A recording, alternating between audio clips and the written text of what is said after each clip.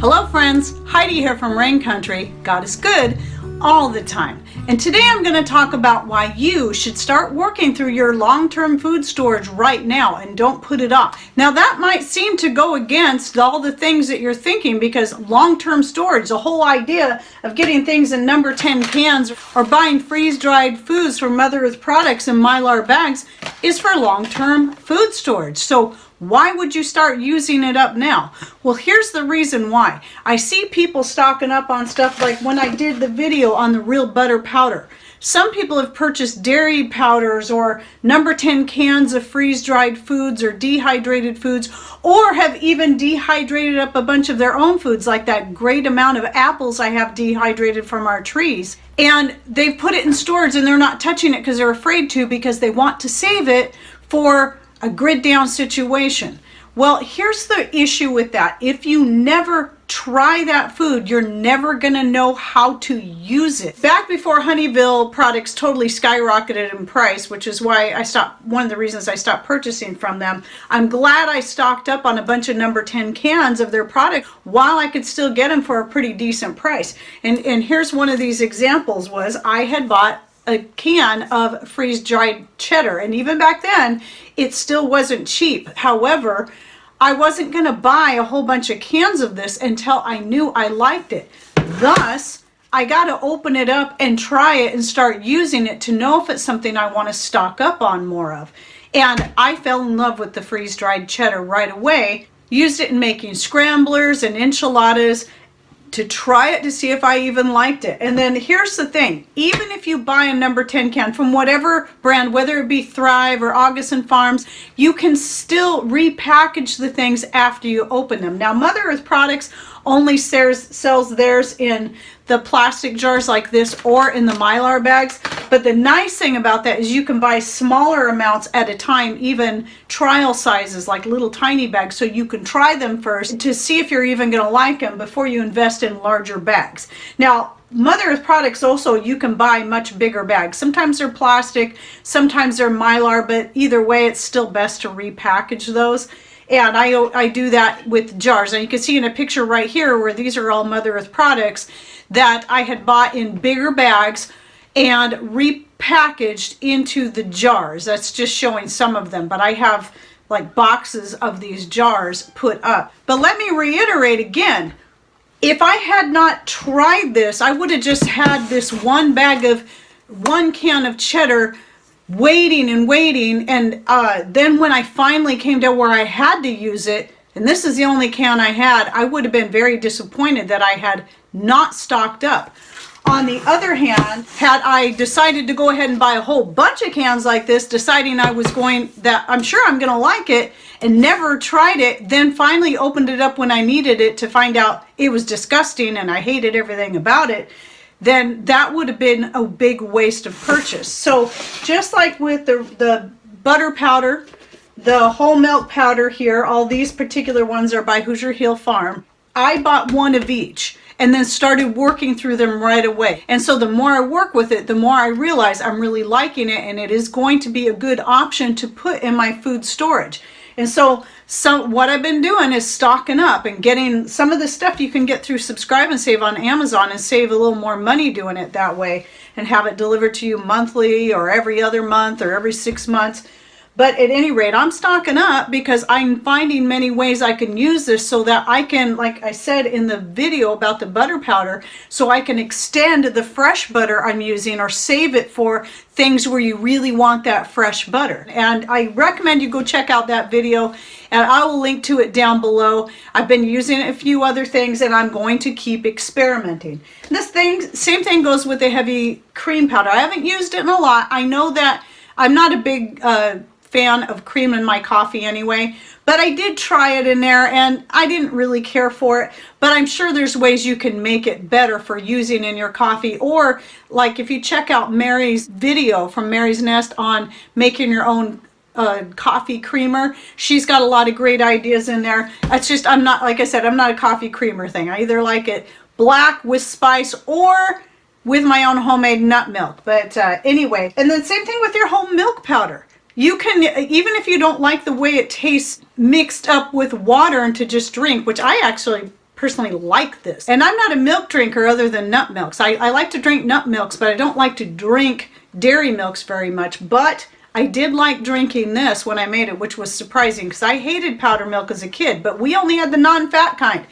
Store the whole milk powder. Not only is it going to be healthier for you anyway because it's going to have the healthier fats that you need, it's just going to taste better. And I have found the whole, with the fats in it, actually preserves better than the non-fat milk. And those are just a few examples. Now back here you'll see the reason I have these particular ones out here of the Mother Earth products is these are some of my most recent shipment. And by the way, I am an affiliate with them because I decided I liked them so much, I actually contacted them. And what that does, and it's really great because they gave me a link that I can give to you that when you order through that link, you can get 10% off, at least 10% off your first order. And they also have a subscribe and save. So if you set up to have like a monthly or weekly or whatever delivery, you actually save quite a bit in percentage wise. You save 5% on the first order and then 15% on every order after that. So couple that with the 10% off you get on at least that first order. If you go through my link, I'll put in the description box, you can save even more. So anyway, because I've been using this stuff for a while, know how I like to use it, I've decided to start doing the subscribe and save and stocking up on more of this. Now, I had a video I did not too awful long back on the many ways that I use freeze-dried and dehydrated products, whether it be the kind you buy, such as the ones I get from Mother Earth Products or Honeyville or August and Earth Thrive, whatever it is you get, as well as the ones I dehydrate up myself from our own garden. And I did a video on how I use a lot of that stuff. And I know there's a lot I still didn't even cover, and I'm always finding new ways to use it. So, and I don't recall if in that video I mentioned, you can see back here, some of you have been following me for a while know that I have this big bucket of honey that kind of got forgotten about. And honey never spoils. That's why it's one of the perfect things to have in your food storage. But it will darken and crystallize over time. And I have found that even though it still tastes good, the flavor isn't the same as what it was years ago when I first bought it. So I'm trying to use it up, and it still makes an excellent mead, even though it does make the mead very dark. And if you don't know what mead is, I have a video on how to make your own. It is just a honey wine. Mine are always flavored with fruit. So this one way in the back, I'll try to get a picture and put it right here because I'm not gonna pull it out. I just started it yesterday, and that one was made with the freeze-dried cherries, the sour cherries, because I really wanted to try that. Now, I had made some mead not too long back using their freeze-dried raspberries. And I'll use fresh fruit too. I've used my own blueberries, my own raspberries, homegrown here, to make flavored meads that way as well, but I'm really liking using the freeze-dried products for that. Anyway, you can check out that video on how I did that, but I think that cherry one's going to not only be tasty, I think it's going to turn out to be a beautiful color. But the raspberry one, here's a picture of it here. Even with the dark honey, it still turned out not too bad for color, but the flavor was amazing. Same thing with the blueberry mead that I made using those freeze-dried blueberries that I got from Deep South Homestead last summer, 2019, when we did the Homestead Carousel package, and that was from their own blueberries. Anyway, that's one of the many ways I like to use the freeze-dried fruits. And again, check out that video. Now I'm going to put a few pictures here to show you some examples of different ways. I'm not going to talk all about it, but you can see in the pictures different ways I've used things like the freeze-dried pineapple, freeze-dried raspberries for making chocolates and raspberry rolls and pineapple coconut banana bread and so on and so forth. And had I not started experimenting with that stuff right away, I wouldn't have known how to use it. So again, if you start practicing now, you'll know whether or not it's worth it for you to either stock up on more or never buy any more of that, and put your food storage funds into other items you know that you will use. So yes, once you know that, hey, I know how to use this, I know this is going to be good, sure, save the rest of it for your long-term storage for a major grid down situation. But don't neglect using anything that's new, even if it's stuff that you've put up from your own garden. So even if you're canning, let's say, I know me, I don't like canning unless I can get enough. I love to can, don't get me wrong, but I don't like canning a product unless I have enough to fill up my whole canner. And I have the one, it holds up to 14 quart-sized jars and 18 pint-sized jars. And so I don't want to, and I don't like to run it unless I can have a full canner. That's important to me, especially since I run it on propane. Well, even if I was running on electricity, I mean, that can, to me, it's a waste of energy if you're not filling up your canner. But if you have a small canner, that can be one way to do it. Now, I do have another small one, all-American one that I got for just a screaming deal at a garage sale last summer.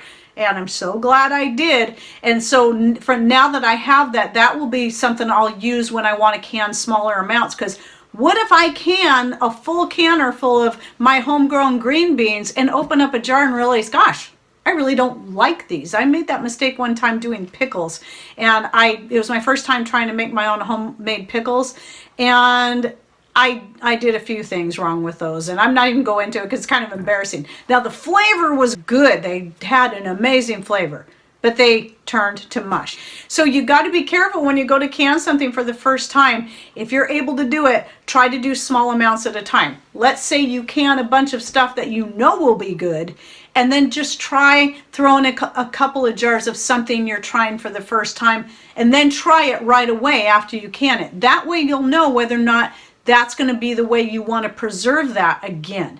And here's another example. Several years back, when I was first growing snow peas, and snow peas just grow insanely well here. And I was getting snow peas like every day, going out and picking another pint and then blanching it and freezing it because that's what the instructions said that you should do with peas. Yuck.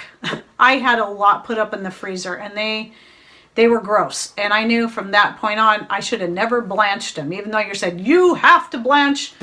No, you don't have to blanch. And I recommend you never blanch your beans or your snow peas before you freeze them. Because especially the snow peas, they turn out nasty. They turn to mush. And yes, I did it exactly the right time. Put them immediately in ice water to stop the cooking process. And still they turned to mush. And so now I cut them up fresh and freeze them. I tried that with just one batch. The very next year, tried just freezing them without blanching first, and then let them freeze completely. Then tried using them right away in something and found out they were great. They freeze up beautifully without taking that extra step. But anyway, you just don't want to do a whole bunch without trying it first. You don't either want to buy a whole bunch or make a whole bunch this way unless you know it's going to be something you're going to use. Otherwise, it's just like they say, you know, store what you use what you store.